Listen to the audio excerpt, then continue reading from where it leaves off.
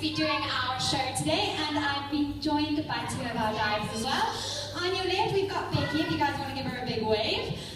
And on the right, we've got Tom. Now, our two divers will spend about 8 hours of their day in the tank. And in this tank behind you, they've got about 3.8 million litres of water to deal with, along with about 55 sharks and rays swimming around them. So they've got some pretty specific gear that they are wearing just to look after them while they're in that tank. And before we start with our feed, I'm just going to ask them to show you a little bit of that. So the first thing I'm going to ask them to show you is their weight belt. So they can't hear anything I say, but they can see what I'm doing. And there we go, they're pointing to their weight belts. It's exactly what it sounds like. It's a belt and it has weights in it.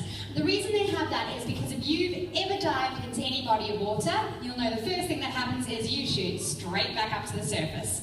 Now when we put our divers in the water, we quite like our divers to be in the water, so we've just strapped some weights around their waists and it holds them down. But the problem is, when you've got lead weights holding you 6 meters underwater, it does make it very hard to just pop up to the surface for a breath of fresh air whenever you need one. So what our divers have to make sure they don't drown is 2 cylinders on their backs. So they've got a nice big one there that holds about 2 hours of air, and the smaller one, which for some unknown reason is called a pony tank, holds about half an hour of air. Now those are not oxygen tanks. A lot of people think that a diver goes down with an oxygen tank. But the deeper you go, the more poisonous oxygen becomes for people. So what our divers have got is the exact same air that you and I are breathing. It's simply been cleaned and compressed and put into those cylinders on their backs. And the reason I say they've got roughly 2 hours of air in the big one and roughly half an hour in the smaller one is because we can't actually tell how much they've got. It all depends on who's breathing through it. Now, if we put a great big man into the tank, think rugby player big, he's going to go through air a whole lot faster than if we put a 5-year-old girl in. It also depends how much energy our divers are exerting. So if they are very, very active in our tank, they're going to be going through a whole lot more air than if they're kind of just chilling there and watching the sharks. Now realize when our divers do go in, of that 8 hours they spend in the tank, they will be swimming around, feeding our animals, checking that they're all healthy, but they will also be doing some hard maintenance. All of the rock work that you see behind our divers is cleaned by hand with a toothbrush. So when our divers are in there and they're cleaning things, they're going to go through more air as well. And our divers don't really have any way of judging how much air they're going to use. So to make sure they don't run out during their dive, they've also got a gauge with them. And they'll show that to you as well as soon as our porkfish move out the way. Alright, so that little device over there is called their gauge, and it works exactly the same as a petrol gauge in your car. It has a red section, it has a needle, and when the needle points to the red section, they know, get up to the surface as soon as possible, or they're going to be in a little bit of trouble. Now, I'm going to ask our divers to demonstrate for us what might happen if one of them was a little bit foolish and forgot to check their gauge. But because we're about to ask our divers to essentially pretend to dive, they tend to get mad at me if I pick them. So what I do now is I let my lovely audience decide which diver is drowning, and they can't get mad at me. So I just want to make sure you're all still awake and all still working. Can I see one arm in the air from everyone? Oh, fantastic. Good news for me, most of you still awake.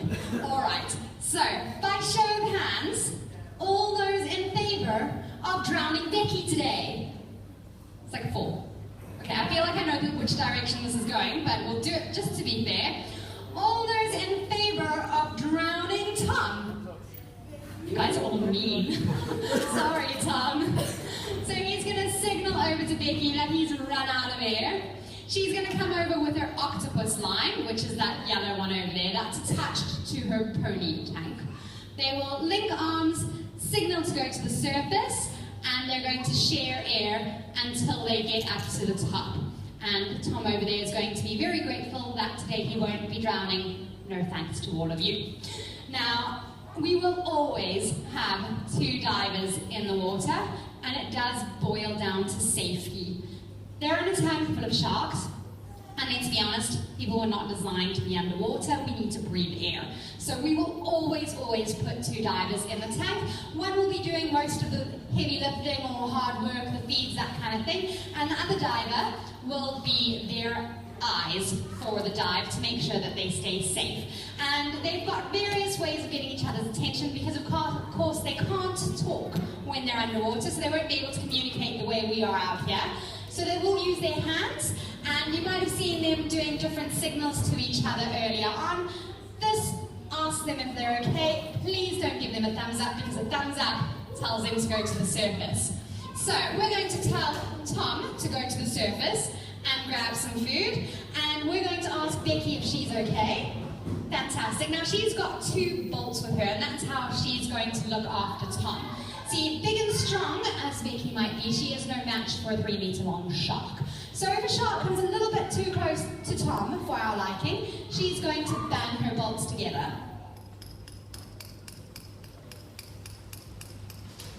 Thank you very much. If you want to give her a wave, she's going to head off now. Those bolts that she's got with her don't have any kind of supersonic superpowers that scare the sharks or anything like that. All they do is make a nice, loud, clear sound.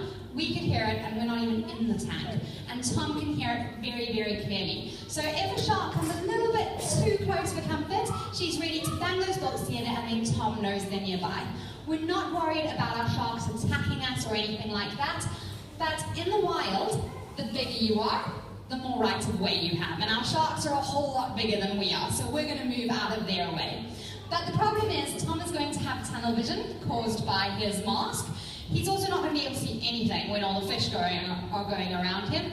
And our stingrays have learned that if they sit on our divers' faces and chew their hair, they tend to get fed a little bit faster. Now, when you've got a stingray with a 2-meter wingspan sitting on your face, you tend to only see stingray. Now, the bolts also have the added advantage of calling our rays. Our rays have learned that when those bolts are banged together, that's their feeding time. So we've got 4 southern stingrays. They were hanging around earlier on. I think some of you got a nice look at them. And here comes Greedy now to grab some food. Now, this is one of our females. Believe it or not, she's our baby. Her name is Greedy. She will usually show up first for all the feeds. And she's a disgustingly messy eater. If I ate like that, my mum would kick me out of the house. That's because our rays don't have teeth like we do, so they can't chew and they can't bite. What they've got is 2 plates. They're called grinding plates, and they work a bit like a cheese grater. So they'll pull that food into their mouths and push it out and pull it in repeatedly until they ground that fish down into more of a paste that's a whole lot easier for them to swallow. Our rays will be fed on either mackerel or whiting. They love their mackerel, and they all show up for mackerel. Clearly they've got whiting today. But mackerel is an oily fish. So if we were to give our rays only mackerel every day for every feed, it would be a bit like us going to McDonald's every day for every meal. All that's going to happen is we're going to have really fat rays. So here comes our little Ray Charles, and you can see he's a fair amount smaller than our baby girl. He's not a baby, he is fully grown. That's because in the Ray family, your females are bigger and stronger and faster and more intelligent, and they live longer and they're better, and the boys are puny. That's just the way it is with our rays. Even with our sharks, the females are all slightly bigger than the males. And when Big Bertha comes over, if she comes over, you will see she is enormous. She's got a 2-meter wingspan, and our biggest boy is about a quarter of the size of our biggest female. Now, if you want to see our really cute rays, these rays are a type of ray that give live birth. Most of your rays will lay eggs, not these guys. They have live birth, and we've actually had our own babies. So if you head around the tunnel into the second section, you will find a reef section with our babies that were born here, and they're about that size. They're the size of a dinner plate. They're absolutely gorgeous. But those are our little babies, and as soon as they start getting a bit bigger, we'll move them over to the big tank where we can look after them better with a little bit more space for them.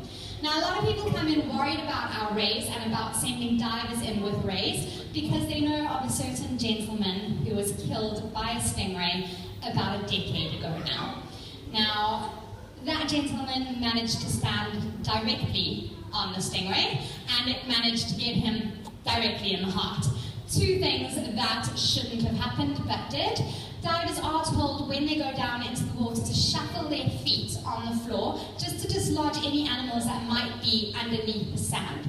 Now in this case that didn't happen and the stingray got a fright, and a stingray will only use its sting when it's feeling like its life is threatened. It really hurts them to use that sting, so they're not going to use it unless they absolutely have to. Now we could remove the stings from our stingrays, but it would be a bit like me coming out to you, yanking your toenail out of your toe and not telling you why.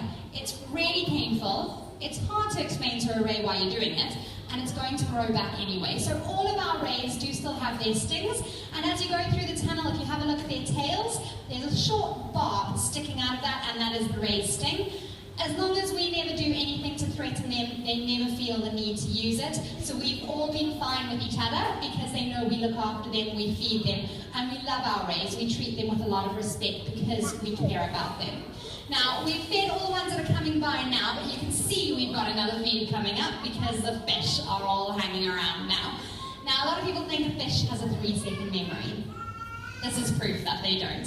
Fish remember where they're being fed, when they're being fed, and who's feeding them, and they will be there for that feed. What Tom has got with him there is a tomato sauce bottle crammed full of krill. Krill is a type of very small shrimp, and this is a free-for-all. Unfortunately, we don't know all these fish by name. Just a few too many for us to remember. In this feed, you're looking at between 350 and 400 fish. Most of them are our pork fish, which are the big yellow ones with 2 black stripes down their cheeks, which get that fantastic name from the fact that when they get excited, they actually start to grunt like pigs, which is great fun for us to listen to. But they're also a type of cleaner fish. So if our divers even forget to shower or get some food stuck to their wetsuits, it's great fun for us to mock them because we can tell when all the pork fish go over and start picking that food off them. But the pork fish also have a very important job of keeping all the other animals clean, and they'll actually set up cleaning stations for things like our sharks. Now this is what we call a symbiotic relationship, where the sharks won't eat the fish because the fish look after the sharks. So the fish will all hang out, clean the sharks by pulling any food off of them, and the sharks in turn won't go after the fish. In this tank, our sharks won't go after the fish anyway, simply because they know they're going to be fed, and they're what we call energy efficient, which is just a really fancy way of saying they're really lazy. The food is coming to them on a stick, so they're not going to go chasing something and actually have to work for their dinner.